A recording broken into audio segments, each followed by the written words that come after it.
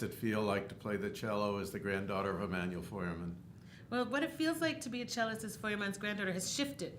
It feels great now, but growing up it was not so great for me. Well, there was always music in our house. I mean, there was the classical side, my mother's side, and there were always people, Izzy Cohen, I remember people like that always being around, and Violinist of the Schneider, Juilliard Quartet and the Beaux-Arts Trio. Yeah, these people were always just around and about. And then my father was a huge jazz listener. And I'm fascinated by this, and I wish he also has passed away, and I wish I'd talked to him more about it. But, I mean, what brought him to jazz? Because jazz in the 60s was developing in this way. I mean, it was always in my opinion, very high intellect and scholarship to play jazz well.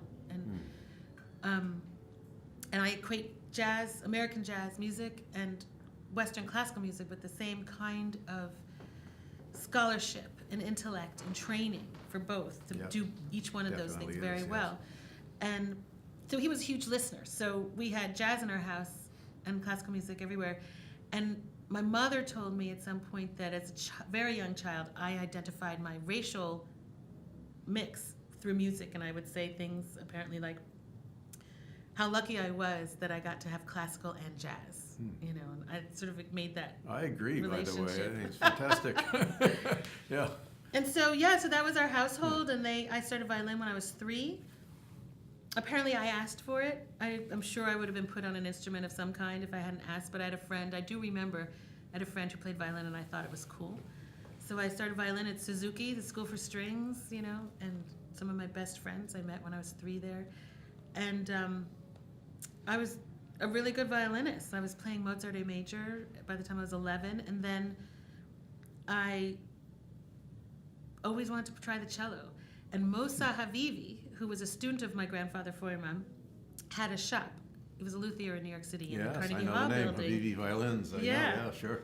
And I didn't know how well I had it at the time, but I used to go to his shop for violins, strings, anything. Never paid for anything. I had no idea that things cost money. Like everything was just, and he loved my mother, of course, so we would just go there and spend hours, and I could play all violins. And once when I was 11, I always wanted to try the cello. I mean, I grew up with Feuermann's records. I mean, I remember listening over and over again to those records. Oh my God. And being so scared with the needle. My mother was like, don't scratch that, you know. Like, that and Charles Mingus, the Mingus Changes 2, that was like one of my favorite records, and my father too, don't you dare scratch that record, girlfriend.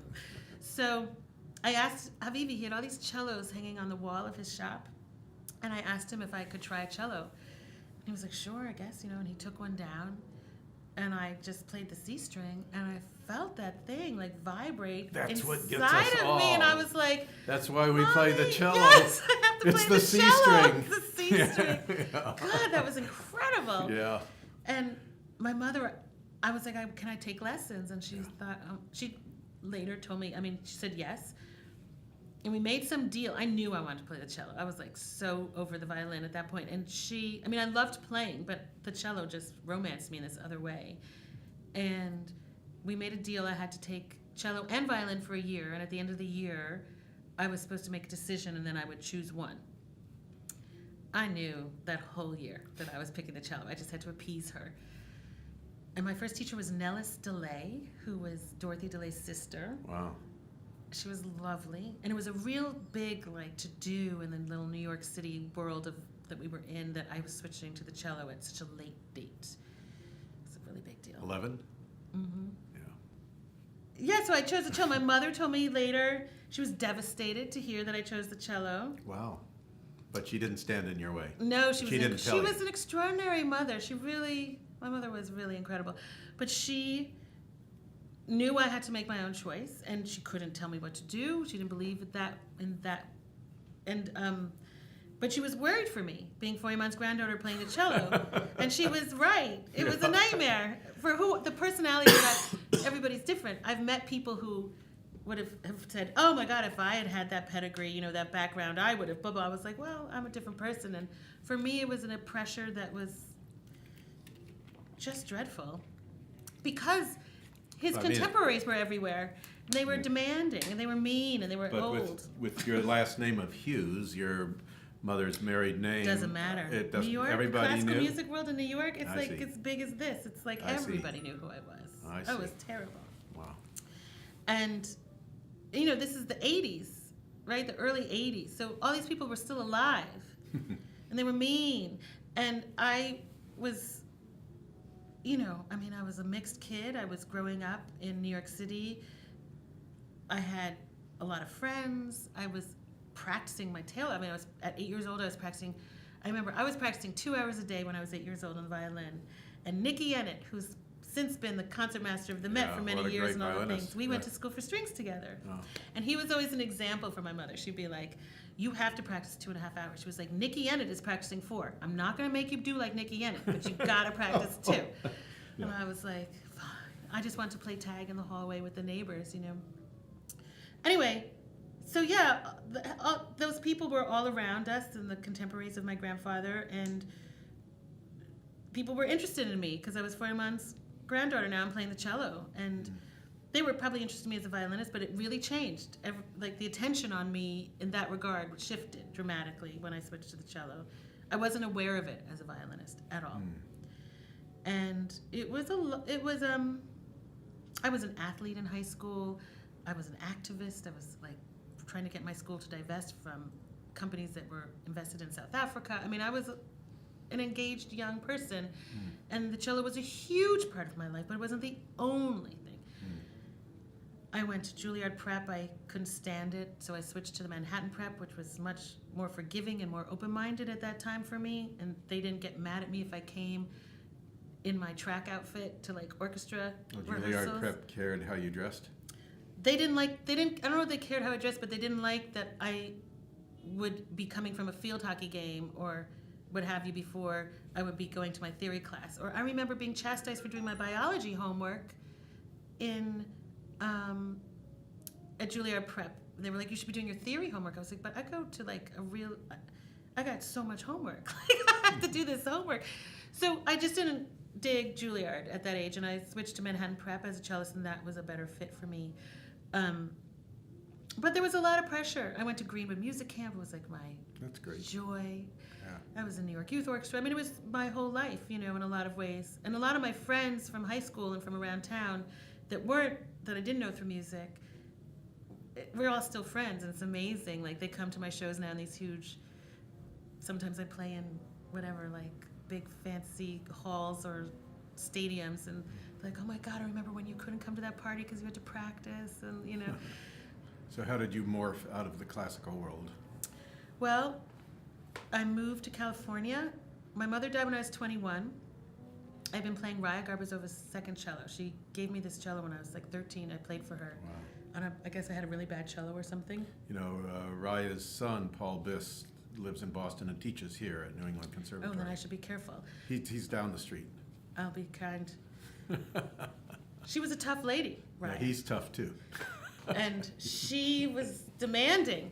Yeah. And I always had to write to her, pre all the telephones we have now, and I had to write to her twice a year, tell her what I was working on. I had this beautiful cello. It was from 17 something or other. And I played it all through high school and college. My mother died halfway through college. I was 21. And after she died, I graduated, I guess, a year or two later, and Raya demanded the cello be returned to her immediately, bring it to Havivi. But I had my cello recital that day. Oh. And she knew it. But I had decided not to get my master's.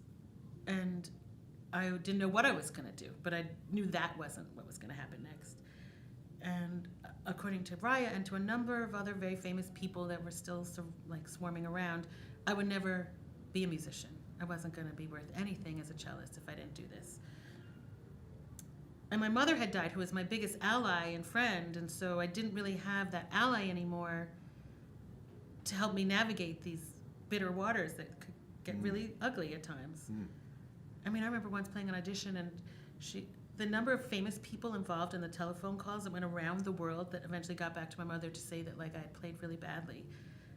My mother was like, I'm so sorry. She was like, I'm going to be the one to tell you this. You didn't get in, and so-and-so called so-and-so, and Warsaw that called so-and-so, and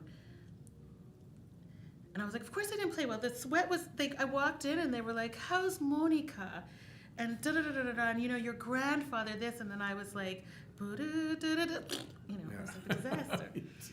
Anyway, all Nobody that needs being that said, pressure. she got the cello back. Ryan took the cello back, and I had no cello for a year, and I carried on.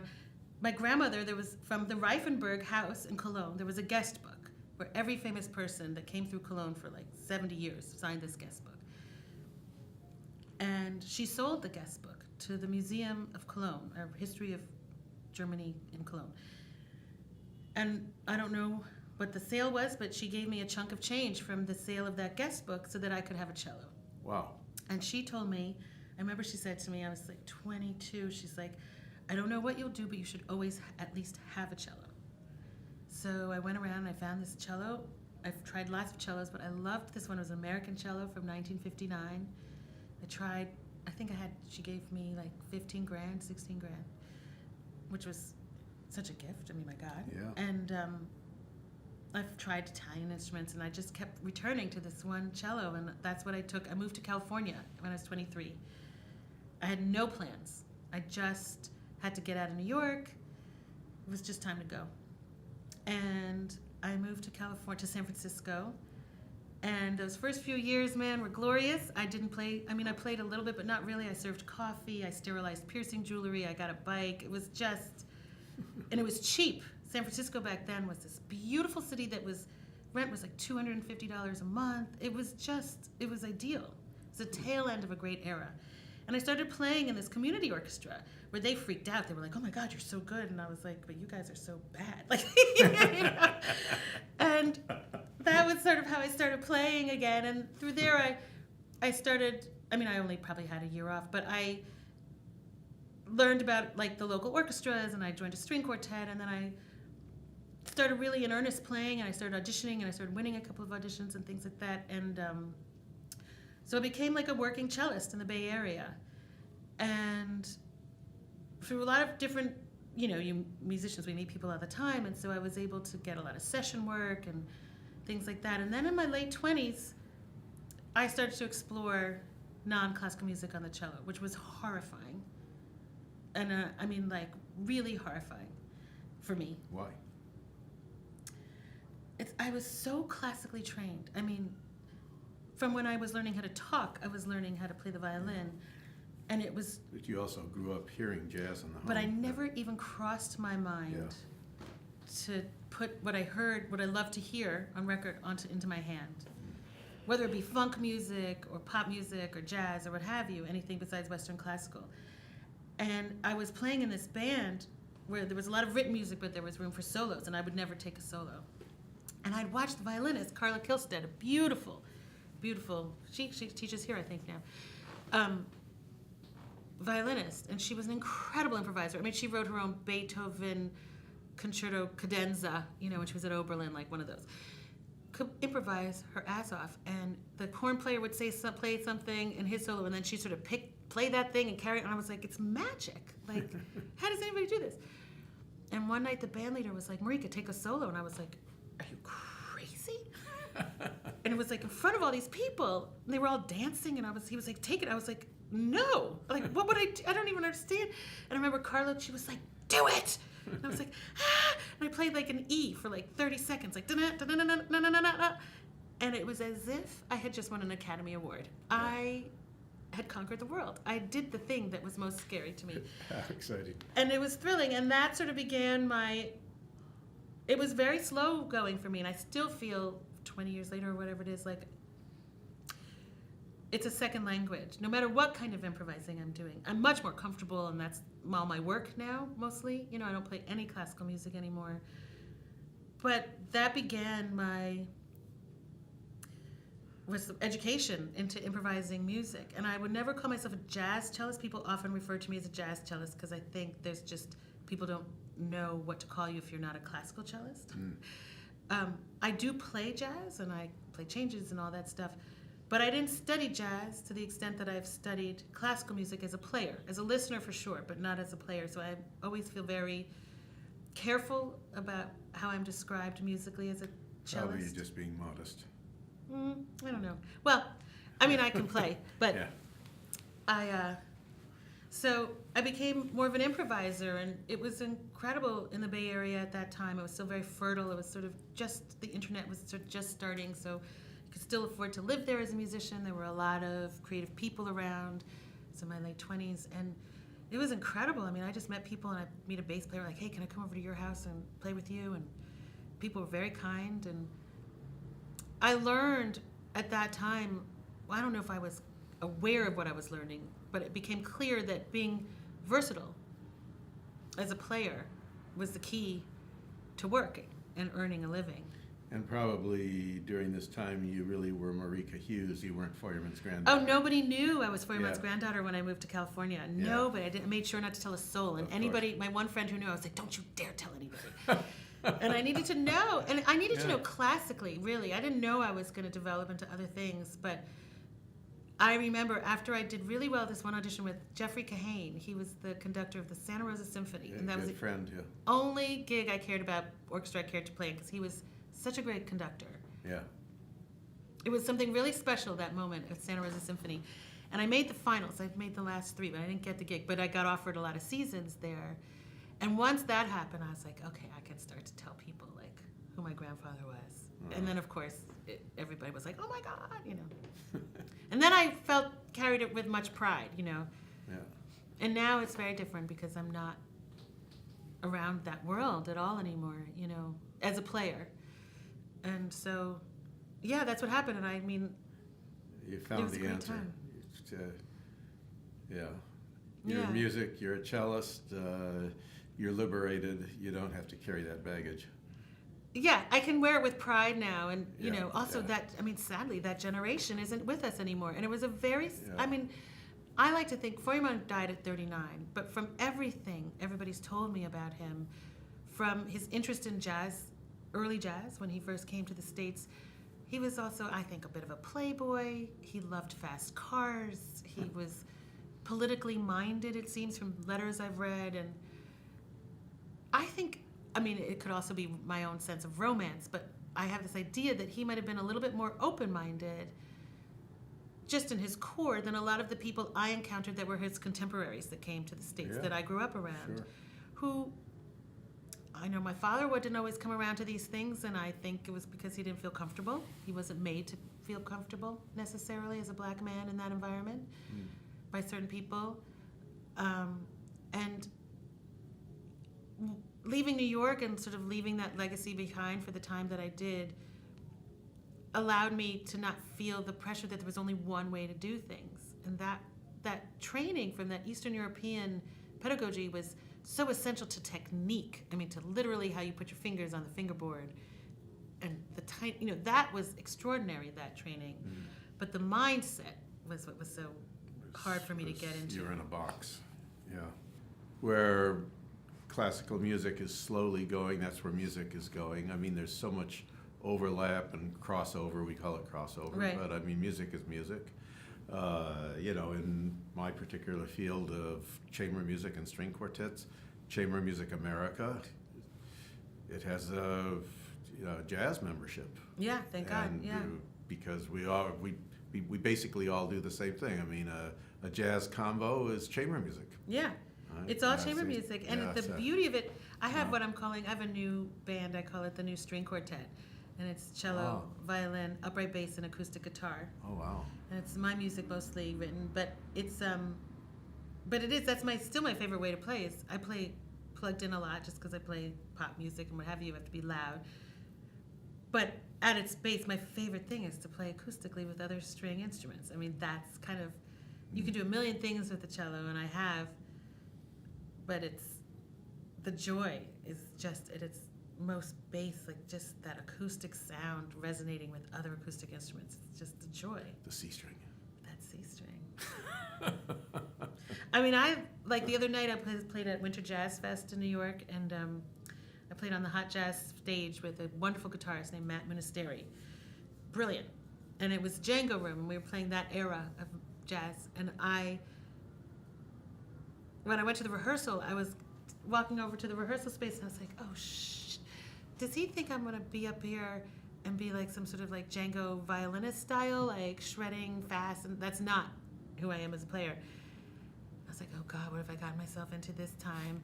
And I walked in and there was no bass player, and I was like, who's playing bass? He was like, you are. I was like, oh, thank God, this is my joy. I always feel like if I had been paying attention, I would have kept going down the string family, and I think I have the soul of a bass player. Interesting. And I prefer that. I don't need to be up front. I don't need to be like shredding, soloing in front. I just love the low end, like foundation. Cellist of a string quartet. Exactly. Exactly. That's what I wanted to be growing up. I wanted to be in a string quartet. I always thought that would be my life. Oh. Ooh. Good timing.